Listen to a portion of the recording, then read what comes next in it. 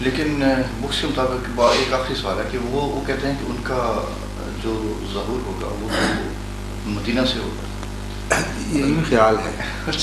خیال ہے. اب یہ بتائیں کہ جو قوم ایک دفعہ ایک نعمت کو رد کر دے خدا دوبارہ اس کو دیا کرتا ہے؟ اربوں نہیں، دنیا مل رہی ہے نا، دنیا مل رہی ہے. دنیا تو عیسائیوں کو تھوڑی ملی ہوئی ہے، پھر عیسائی کھلا ہو جائے آدمی. اس سے بہت زیادہ ملی ہوئی ہے. ان کی دولت بھی عیسائی کھا رہا ہے اصل میں. وہ تو اپنا گھر جلانے کے لیے استعمال کر رہے ہیں. اس دولت کا کیا فائدہ ہے جو اپنا گھر پھونکے؟ سارا عرب کا تیل ہتھیاروں کی صورت میں یہود کو جا رہا ہے. ابھی آپ نے جو اسکینڈل دیکھی نہیں، میں تو پہلے سے یہ اعلان کرتا پھر جگہ جگہ یورپ میں جہاں کانفرنس میں یہی کہہ رہا تھا کہ عرب اپنا سارا پیسہ یہودی کو دے رہا ہے، اس سے آبسولوٹ ہتھیار خرید کے. 100% تجارت اس وقت ہتھیار کی یہود کے ہاتھ میں ہے. جو امریکہ سے ڈائریکٹ خریدیں، اگر وہ $100 کی ملتی ہے چیز تو یہود کی معرفت $500 میں مل رہی ہے ان کو، اور وہ سارا روپیہ آئل کا وہاں پہنچ رہا ہے. وہ اپنی ڈیولپمنٹ لگا رہے ہیں، اور یہ ہتھیار لے کر ایرانی عرب کو، عرب ایرانی کو مار رہے ہیں یا ایک دوسرے کو. What's this? یہ اللہ کا فضل تو نہیں ہے. اس لیے واقعہ یہ ہے کہ حقیقتاً اگر ایک نعمت کا انکار کیا جائے تو خدا اس قوم سے لے کر دوسری قوم کو دیا کرتا ہے. یہ قانون قدرت ہے جس میں آپ تبدیلی نہیں دیکھیں گے. عربوں پر دنیا کی سب سے بڑی نعمت نازل ہوئی، یعنی حضرت محمد مصطفیٰ صلی اللہ علیہ وسلم. اور اس وقت آپ عرب دنیا کو دیکھ لیں، ریجیکٹ کر چکے ہیں اپنے کردار سے، اپنے عمل سے. انتحال بہت ظالمانہ طور پر ایک دوسرے کا گلا کاٹ رہے ہیں، کچھ ڈائریکشن نہیں باقی رہی. اس لیے یہ خیال کہ دوبارہ پھر عربوں میں آئے، یہ ویسے غلط ہے. پھر اللہ کی نعمت کو، رحمت کو کون کسی جگہ باندھ سکتا ہے؟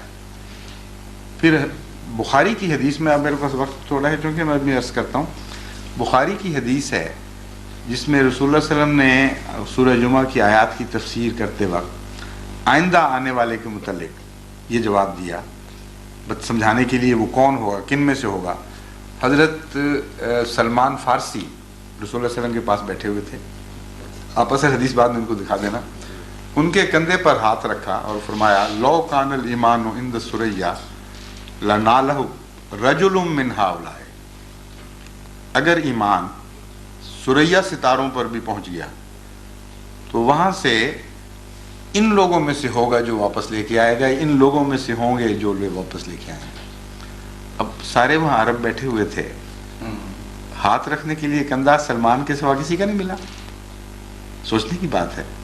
ایک ہی اجمی تھا وہاں، اور رسول کریم صلی اللہ علیہ وسلم بجائے اس کے کہ کسی عرب کے کندھے پر ہاتھ رکھ کے فرماتے کہ ان میں سے آئیں گے وہ جو ایمان کو واپس لے کے آئیں گے، ایک اجمی اور فارسی کے کندھے پر ہاتھ رکھ دیا.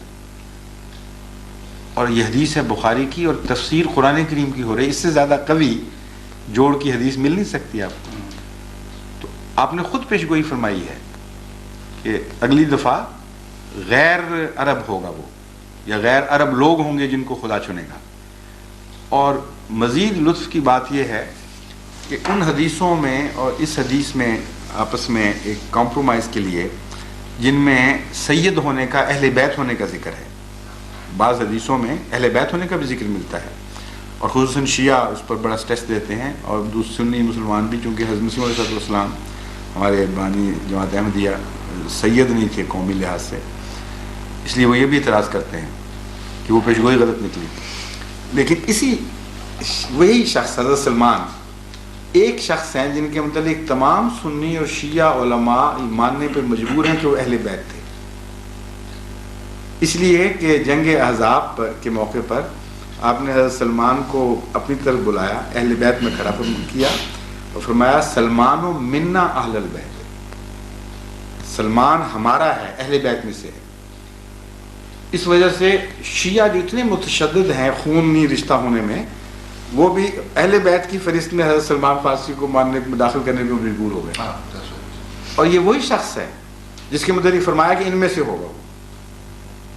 تو اہل بیت ہونا بھی بتا دیا کہ روحانی اہل بیت مراد ہے، کوئی جسمانی تو نہیں تھے نا، روحانی تھے نا اہل بیت. تو اور کسی کے متعلق کیوں نہیں فرمایا؟ اتنی لاجک ہے اسلام میں، اور حدیثوں کے اندر اتنا ایک آرڈر ہے کہ حیرت انگیز بات ہے، سوائے حضرت سلمان فارسی کے کسی کے متعلق رسول اللہ صلی اللہ علیہ وسلم نے نہیں فرمایا کہ یہ اہل بیت میں سے ہے. اپنے خونی رشتے کے علاوہ. اور سوائے سلمان فارسی کے کسی اور کے متعلق یہ نہیں فرمایا کہ مستقبل میں جو میرا جس روحانی نزول ہوگا وہ ان لوگوں میں سے ہوگا. Can't you see an internal logic? صحیح ہے, اجازت ہے. غلام نبی صاحب سے انہوں نے بھی ہمارے ساتھ آنا تھا. میرا فنکشن ہے اسلام آباد.